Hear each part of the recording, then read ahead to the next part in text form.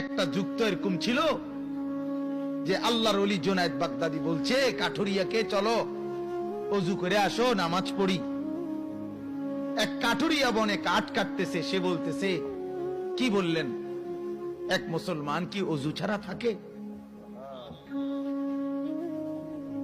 তাহলে এক যুগের মুসলমান তো ছিল এমন যে তাকে যখন বলছে ওযু করে আইসা কি পড়ো, চলো নামাজটা পড়ি, সে তখন বলতেছে এক মুসলমান কি ওযু ছাড়া থাকে?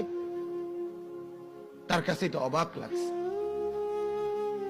আমরা শুনছি যে এক বুজুর্গের কাছে মসজিদে উনি আল্লাহর ইবাদত করতেছিলেন, এক আল্লাহর ওলি বুজুর্গ। ওনার কাছে কেউ গিয়ে বলছে আপনার বিবি তো তালাক হয়ে গেছে, আপনি খবর রাখছে জানেন?